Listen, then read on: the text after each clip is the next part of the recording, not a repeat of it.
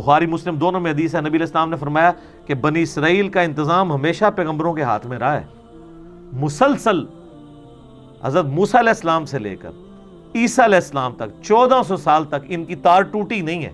ایک پیغمبر موت سے پہلے اپنی جگہ ایک دوسرے پیغمبر کو خلیفہ بنا کے جاتا تھا، 1400 سال تک پیغمبر آتے رہے، 3 کتابیں نازل ہوں، اور حشر یہ ہو رہا ہے، اللہ تعالیٰ اب ان سے کہہ رہا ہے قُلْ إِن كَانَتْ لَكُمُ الدَّارُ الْآخِرَةُ عِنْدَ اللَّهِ خَالِصَةً مِّن دُونِ النَّاسِ۔ اے نبی ان سے فرماؤ کہ اگر یہ تم سمجھتے ہو کہ آخرت میں جو جنت ہے، آخرت کی زندگی کے حقدار صرف تم ہی ہو، جنت، وہ کہتے ہیں جنت حسین دی، کہتے ہیں نا، اور خود حسینیوں والا ایک کام بھی نہیں، سوٹیں لگا رہے ہیں اور کہہ رہے ہیں جنت حسین کی۔ اللہ تعالیٰ مارے اگر تم یہ سمجھتے ہو نا باقی لوگوں کو چھوڑ کے جنت کے حقدار صرف تم ہو، فَتَمَنَّوُا الْمَوْتَ إِن كُنتُمْ صَادِقِينَ، تو ذرا پھر یہ دعا کیا کرو، اے اللہ جلدی جلدی موت دے، میں جنت میں پہنچ جاؤں۔ ہاں تو آپ میں سے کون کون تیار ہے؟ یہ لٹمس ٹیسٹ اللہ نے رکھا ہے کہ جو واقعی جنت کا حقدار ہے نا وہ ہر وقت اس انتظار میں رہے گا، یا اللہ موت آئے میں جلدی جلدی جنت میں پہنچوں۔ تمنا کرو موت کی، موت کی دعا کرنے کی اجازت نہیں ہے۔ بخاری مسلم میں حدیث ہے، نبی علیہ السلام نے منع کیا کہ کوئی شخص یہ دعا نہ کرے کہ اللہ مجھے موت دے دے مصائب سے تنگ آ کے، کیونکہ وہ مصائب تو آپ کا امتحان ہے، لیکن تمنا کی جا سکتی ہے اگر حالات و واقعات اتنے بگڑ جائیں تو بالکل ٹھیک ہے۔ امام بخاری کے ساتھ ان کی زندگی میں یہی ہوا ہے نا، ان کے کلاس فیلوز نے ان کے خلاف اتنا پراپوگنڈا کیا کہ جس شہر میں جاتے تھے شہر کے دروازے پہ پہلے ہی بندہ کھڑا ہوتا تھا کہ حضرت ادھر نہیں آنا، آپ تو گمراہ ہیں۔ آج ان کے حضرت ان کے مریدوں کو کوئی جانتا بھی نہیں ہے، پوری دنیا میں بخاری بخاری ہو رہی ہے، ٹھیک ہے، یہ بات ہے۔ لیکن یہ لوگ اپنی زندگی میں ساروں نے بڑی بڑی تکلیفیں کاٹی ہیں۔ امام حنیفہ رحمہ اللہ کو زہر کا پیالہ پینا پڑا ہے منصور کی جیل کے اندر، زبردستی، اور محبت میں آپ چیف جسٹس بن جائیں، ان کا میں نے نہیں بننا، ان کا اچھا آپ نہیں بن رہے تو میں آپ کو زہر دے دوں گا۔ وہ کہتے ہیں میں اہل ہی نہیں اس کا، اس لیے وہ کہتے تھے کہ پھر اپنی مرضی کے فتوے لیں گے یہ۔ تو خلیفہ منصور نے کہا کہ آپ جھوٹ بول رہے ہیں کہ آپ اس کے اہل نہیں ہیں، آپ اہل ہیں۔ تو انہوں نے کہا جو شخص جھوٹا ہوتا ہے تو وہ تو ویسے ہی اہل نہیں رہتا۔ پھکی دیتی امام حنیفہ نے بھی کہ تم انہوں اگر جھوٹا کہہ رہے ہیں تو مطلب پھر تو میں ویسے ہی اہل کوئی نہیں ہوں۔ اور وہ اصل میں تقیہ کر رہے تھے کہ میں اہل اس اعتبار سے نہیں ہوں کہ جو تم مجھ سے فتوے لینا چاہتے ہو نا، یہ دنیا کا کتا میں نہیں بن سکتا۔ جو بعد میں قاضی ابو یوسف نے جو جو گندے فتوے دیے ہیں، علمان والحفیظ، انہی کے شاگرد نے، اور پھر اسی بنیاد پہ تلوار کی زور کے اوپر فقہ حنفی انہوں نے پھیلا دیے۔ امام حنیفہ تو بیچارے جس عہدے کو قبول نہ کرنے کی وجہ سے مر گئے، ان کے شاگرد نے اسی عہدے کو قبول کر کے زبردستی حکومت وقت کی پشت پناہی کے ساتھ سارے معاملات کیے۔ یہ سر فرق ہے، کیونکہ ان کو نظر آ رہا تھا کہ اس کا نقصان کیا ہوگا۔ تو اللہ تعالیٰ مارا ہے کہ اگر تم یہ سمجھتے ہو نا جنت آپ کے لیے خاص ہے یہودیوں، اور تم اللہ تعالیٰ کی بڑی لاڈلی امت ہو، تو دل میں کبھی تمنا تو کرو نا موت کی۔ سر جو لوگ اللہ سے محبت کرنے والے ہیں نا، ان کے دل میں تو ہر وقت موت کی تمنا رہتی ہے۔ صحیح مسلم میں حدیث ہے جو شہادت کی تمنا کے بغیر مرا وہ کفر کی شاخ پہ مرا، نفاق کی شاخ پہ مرا، منافقت کی تمنا تو موجود ہے۔ بخاری میں حدیث موجود ہے، سعد ابن معاذ کو جب تیر لگا گھٹنے میں، اب چھوٹا سا ایک زخم ہی تھا، گھٹنے میں تیر لگنے سے کوئی بندہ تو نہیں مر جاتا، ان کی مین رگ کٹ گئی تھی، پٹی کی۔ پھر انہوں نے دعا کی، اے اللہ اگر مشرکین عرب نبی علیہ السلام کے اوپر اب نہیں چڑھائی کریں گے جس طرح کہ انہوں نے بدر میں کی، احد میں کی، اور آج خندق میں کی ہے، اس کے بعد اگر کوئی ایسا معاملہ نہیں ہونے والا تو اسی زخم کو میرے لیے کھول دے اور مجھے شہادت کی موت دے دے۔ یہ صحیح بخاری میں۔ تو وہ زخم ان کا جاری ہو گیا، سعد ابن معاذ کو اللہ تعالیٰ نے شہادت کی موت دے دی۔ اوس کے سردار تھے، ان کی وجہ سے پورا قبیلہ مسلمان ہوا. انہوں نے بھوک ہڑتال کر دی تھی, اسلام لے کے آئے اور ہے بڑے جنگجو ٹائپ کے تھے. اپنے قبیلے میں چلے گئے کہ میں اس وقت تک نہ کھاؤں گا نہ پیوں گا جب تک سب لوگ مسلمان نہیں ہوتے. سر عمر سیریز میں انہوں نے سعد ابن معاذ کو فلمایا ہے. مدینہ جاتے ہی سب سے بڑا جو سمجھ لینا تلخ تجربہ تھا مسلمانوں کے لیے وہ یہ تھا, کیونکہ مدینہ کا ڈان جو تھا نا وہ سعد ابن معاذ تھا. کوئی چسکتا بھی نہیں سی انہوں تو بغیر, اور ڈان تھے وہاں کے, اور اللہ نے دیکھے کہاں پہنچا دیا. اور ان کو وہ شہادت کی تمنا ملی, کیونکہ بخاری میں موجود ہے نبی الاسلام نے خندق کے موقع پہ کہہ دیا تھا کہ یہ آخری دفعہ ہے کہ کافر تم پہ آئے ہیں, اب تم کافروں پہ حملہ کرو گے. اور وہی ہوا, اگلے سال نبی الاسلام نے پھر 6 ہجری کے اندر عمرے کا ارادہ کیا, وہ صلح حدیبیہ ہو گئی. 7 ہجری میں غزوہ خیبر ہوا, 8 میں فتح مکہ ہو گیا. تو مومن تمنا کرتا ہے موت کی اس اعتبار سے کہ اے اللہ اگر دنیا میں میرے لیے کوئی خیر باقی نہیں ہے, میرے لیے زندگی میں امتحان ایسے آنے والے ہیں جن کو میں برداشت نہ کر کے کفر کی زندگی میں نہ چلا جاؤں, اگر اس اعتبار سے کوئی موت کی تمنا رکھتا ہے تو وہ صحابہ کی سنت ہے. شہادت کے اعتبار سے جو تمنا رکھتا ہے, کیونکہ اگر آپ تمنا ہی نہیں ہوگی شہادت کی تو آپ جنگ خاک لڑیں گے جا کے. خالد ابن ولید جو ہے وہ کس طریقے سے ان کے اعصاب کے اوپر سوار تھے رومنز کے اور پرشینز کے. وہ سیدھا پہلے تو خط بھجواتے تھے کہ میں وہ قوم لے کے آ رہا ہوں کہ تمہیں شراب اتنی محبوب نہیں ہے, عورتیں اتنی محبوب نہیں ہیں جتنا وہ موت سے محبت رکھتے ہیں. تو سر ایسے جو لوگ ہیں جو آپ کے ذہن میں شاید کھر دماغ ہوں, ان کے آگے کون سی سپر پاور ٹھہر سکتی ہے؟ لمیٹڈ ریسورسز کے ساتھ یرموک اور قادسیہ کے اندر انہوں نے ناکو چنے چبوا دیے ان کو. تو اللہ تعالیٰ ہمارا یہودی ہو, اگر تمہیں یہ یقین ہے نا کہ تم جنت تمہارے لیے گارنٹیڈ ہے, تو ایک دفعہ موت کی تمنا تو کرو اگر تم سچے ہو. اور اللہ تعالیٰ خود ہی جواب دے رہا ہے, وَلَن يَتَمَنَّوْهُ أَبَدًا بِمَا قَدَّمَتْ أَيْدِيهِمْ, یہ کبھی بھی موت کی تمنا نہیں کریں گے بسبب ان اعمال کے جو انہوں نے آگے بھیجے ہوئے ہیں. ان کو پتہ ہے کہ کرتوت ہم نے کیا کیے ہوئے ہیں. یہاں بھی میں آپ کو بتا دوں, یہ جو لوگ بڑی بڑھ چڑھ کے تقریریں کر رہے ہوتے ہیں نا, اگر آپ سیریسلی ان سے سوال کریں نا تو ان کا پول کھل جاتا ہے. بڑا بڑا دعویٰ کرتے ہیں, او جی موت کا ایک وقت مقرر ہے جو آنا ہے, تو یہ 10 باڈی گارڈ کیوں رکھے ہوئے ساتھ؟ حالت یہ ہوتی ہے کہ بس وہ ٹائلٹ بغیر باڈی گارڈ کے جا رہے ہوتے ہیں, باقی ساری ایکٹیویٹیز اس طریقے سے کر رہے ہوتے ہیں. اور مریدین کہہ رہے ہوتے ہیں الا ان اولیاء اللہ لا خوف علیہم ولا هم یحزنون, ان کے مریدین ہوتے ہیں وہ. یہ سر فرق ہے. پھر یہ دعوے کرنا آسان ہے, یا دعویٰ نہ کریں. باڈی گارڈ رکھنا کوئی بری چیز نہیں ہے, نبی علیہ السلام نے بھی رکھے ہیں. ہاں جب وہ آیت نازل ہوئی سورۃ المائدہ کی, سورہ الحجر کی, واللہ یعصمک من الناس, اے نبی اللہ تعالیٰ آپ کی حفاظت کرے گا لوگوں کے اگینسٹ, تو پھر نبی علیہ السلام نے باڈی گارڈ رکھنے چھوڑ دیے تھے. یہ جائز ہے, لیکن جو انہوں نے تماشا لگایا ہوتا ہے نا اس حد تک وہم تک, یہ ایک ایکسٹریم رویہ ہے. یہ یاد رکھیے گا, اسباب اور مسبب الاسباب کو بیلنس کرنا ضروری ہے. ایک خاص حد تک ہی آپ اسباب کو مینج کر سکتے ہیں, نظر مسبب الاسباب کے اوپر ہونی چاہیے. یہ نہ ہو اسباب پہ اتنا تکیہ ہو جائے کہ اللہ سے ہی نظر ہٹ جائے, پھر انسان کے پلے کوئی شے نہیں رہتی. اللہ فرماتا ہے کبھی بھی یہ موت کی تمنا نہیں کریں گے. جو انہوں نے کرتوت آگے بھیجے ان کو پتہ ہے کہ ہماری پھینٹی لگنی آگے. واللہ علیم بالظالمین, اللہ تعالیٰ خوب جانتا ہے ایسے ظالموں کو. وَلَتَجِدَنَّهُمْ أَحْرَصَ النَّاسِ عَلَى حَيَاةٍ, اور تم ضرور پاؤ گے ان یہودیوں کو حریص دنیا کی زندگی کا. وَمِنَ الَّذِينَ أَشْرَكُوا, حتیٰ کہ مشرکین سے بھی بڑھ کے یہ دنیا کی زندگی سے محبت کرتے ہیں.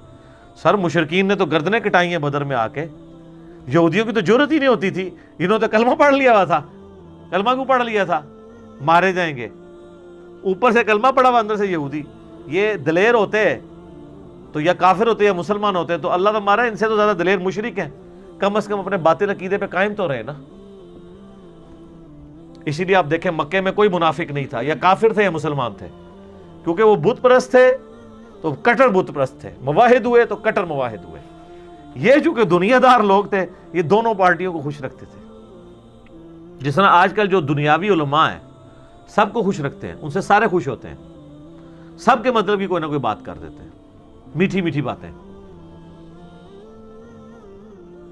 یود احدہم لو یعمر الف سنہ, ان میں سے ہر ایک کی خواہش ہے کہ وہ زندہ رکھا جائے اسے 1000 سال کے لیے. 1000 سال کی زندگی کی وہ تمنا رکھتا ہے. حالانکہ 1000 سال کس نے زندہ رہنا ہے؟ بہت لاٹری کسی کے نکلا ہے تو وہ بھی سینچری کرتا ہے, اور آج کل تو یہ پرانے ہی ہیں جو 70s تک پہنچے ہوئے ہیں, نئے تو 50 کے اندر اندر فارغ ہو رہے ہیں. کتنے خوش نصیب ہیں یار جس کو 70 سال بعد جنت ملنی ہے 50 سال بعد ہی مل جائے ہے. وما ہوا بمزحزح, اور نہیں بچا سکتا ان کو عذاب, من العذاب, عذاب میں سے اتنی مدت زندہ رہنا. یعنی اگر یہ 1000 سال بھی کوئی زندہ رہ لے تو مرنے کے بعد تو عذاب آنا ہی ہے, موت تو نہیں ٹلنی نا. 1000 سال بعد بھی عذاب جو شروع ہونا ہے, 1000 سال بعد بھی شروع ہونا ہے. میں نے پچھلی دفعہ بتایا تھا ایک پھیرا لگنا ہے نا جب دوزخ کا, ساری کی ساری دنیا کی جو آسائشیں کافور ہو جائیں گی.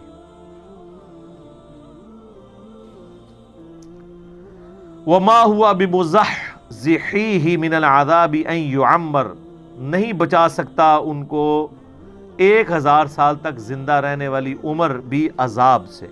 واللہ بصیر بما یعملون, اور اللہ تعالیٰ دیکھ رہا ہے جو وہ اعمال کر رہے ہیں. اللہ تعالیٰ غافل نہیں ہے.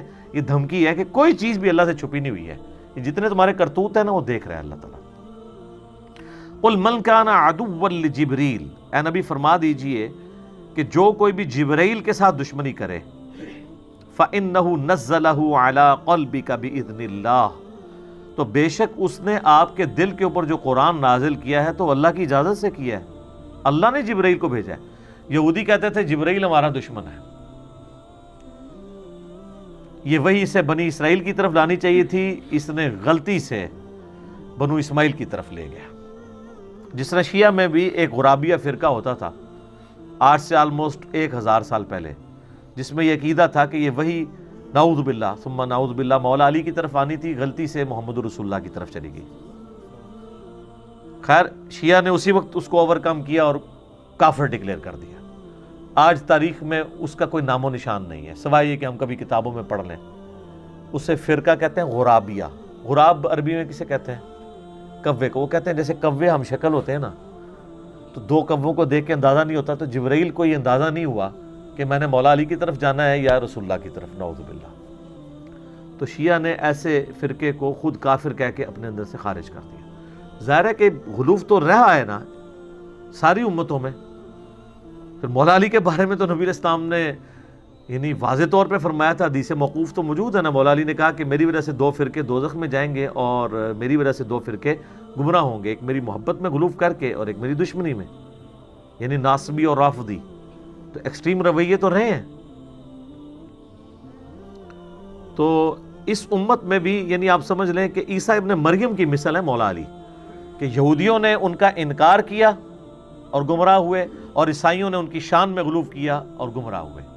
یہاں پہ بھی مولا علی کی شان میں غلوف کیا, روافظ نے گمراہ ہوئے, اور ناصبیوں نے ان سے بغض رکھ کے گمراہ ہوئے.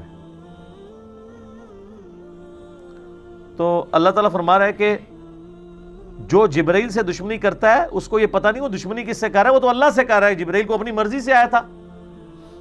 سورہ التحریم میں آتا ہے کہ فرشتے تو وہی کرتے ہیں جو اللہ ان کو حکم دیتا ہے, اور فرشتوں کا سردار جبرائیل وہ اللہ کی مرضی کے بغیر آ جائے گا. مصدقا لما بین یدیہ, جبکہ یہ کتاب اس حال میں نازل ہوئی ہے کہ وہ تصدیق کر رہی ہے جو تمہارے ہاتھوں میں آلریڈی کتاب موجود ہے. یہ کوئی نئی دعوت نہیں لے کے آئی, اسی کو رینیو کرنے کے لیے آئی ہے. وَہُدًى وَبُشْرَىٰ لِلْمُؤْمِنِينَ, اور یہ ہدایت ہے اور بشارت ہے ان لوگوں کے لیے جو بات مان لیں، جو ایمان لانے والے ہیں.